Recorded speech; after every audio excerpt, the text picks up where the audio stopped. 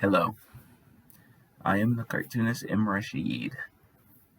Today's cartoon uh, functions as a sequel of sorts to an older cartoon called Rise of the Merchant Class that you'll be able to find if you scroll down at the bottom of my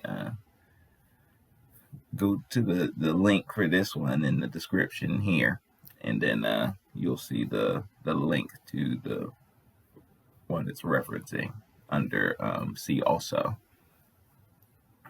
But it references the continued, like, the moves that the merchant class made after they decided to pursue their goal of toppling the world's governments and religions so that they could be a brand new ruling class,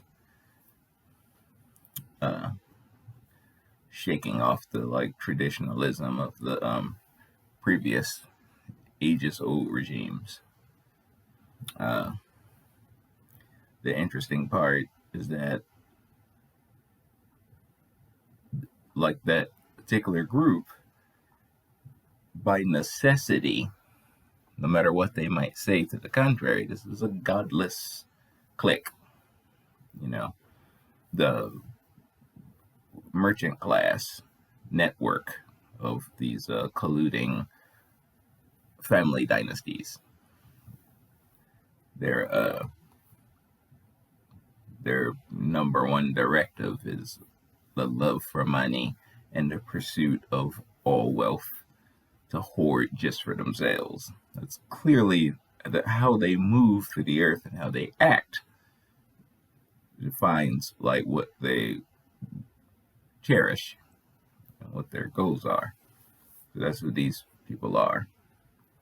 And the idea that they would put together a perfect secular society, the materialist, humanist, scientific, sort of kind of like sciencey society in the aftermath of the destruction they wrought is, fantasy land. It's only perfect inside of their closed-in bubble at the top of the white race's aristocracy. It's only perfect for them. How they like just hop in their private jets and go wherever they like. They don't have to have a single passport among them. They just do whatever they want.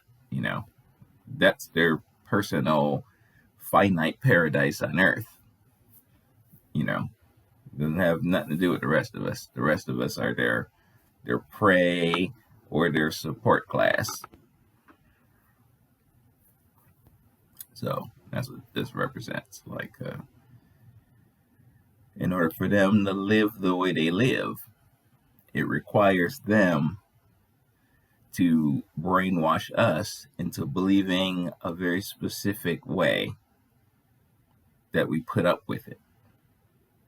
That's why it's important to, like, you can't, I have very little patience for people who are like, when you critique certain messaging in like popular genre product, and they're like, oh, it's just a movie, oh, it's just a novel, relax, like, calm down. That raw ignorance is stupid. It's like, that's basically, oh, dude looking at the piece of steak, and he's like, I know it's not real, but I would rather be in the Matrix. That's that kind of mindset. So I'm actually following a question on Quora right now where somebody's asking, would you rather be in the Matrix, knowing what it is, than be on the outside fighting the good fight in the hellhole that the world had become? It's better to be on the side of truth, no matter how uncomfortable. It's important. How will anything ever get better if we're not working towards it. If you're not working towards it, then you are cowardly, relaxed into the bad guys program and hoping to get a second spoon of gruel. If I do a real good job of being Master's lackey, maybe I'll get that second spoon of gruel. That's your attitude, the Black Republican persona. We don't want no troubles. We don't want them mad at us. Let's just accept what they give us. The left has a similar mentality, but their side is more the bamboozle of the looking the fiend in the eye, and then now you're hypnotized, and now you believe, no, all this is good. These are not the droids you're looking for. Like that. That's what's on the left.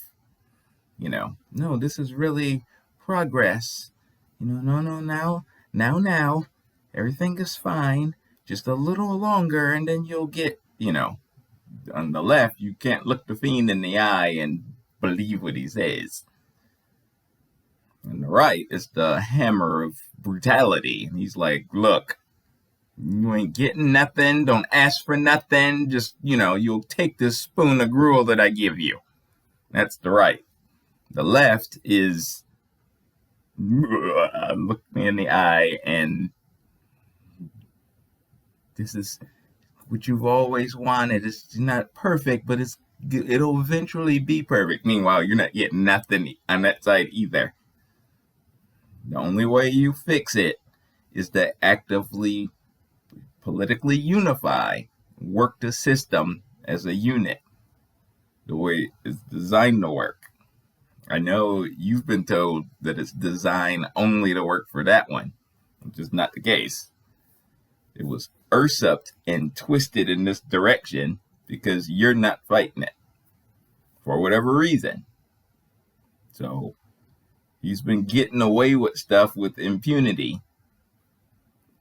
It's not designed to work for him to just is only for him and him alone. It's not designed that.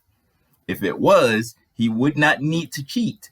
He would not need to do voter suppression and all those tactics and snatch stuff out from under you and steal and lie, and he wouldn't have to do that if the system was 100% tilted in his direction.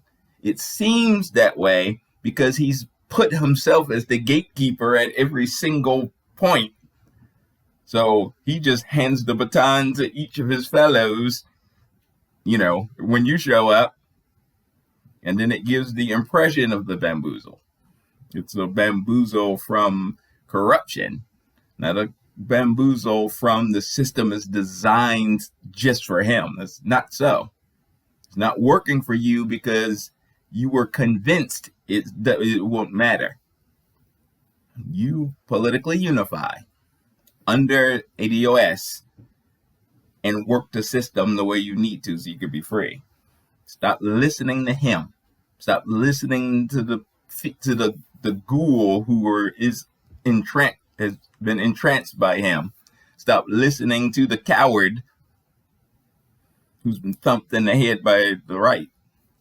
Stop listening to that and do what you need to do in order to be free. Go to the ADOSfoundation.org and get your mind right, please. Peace.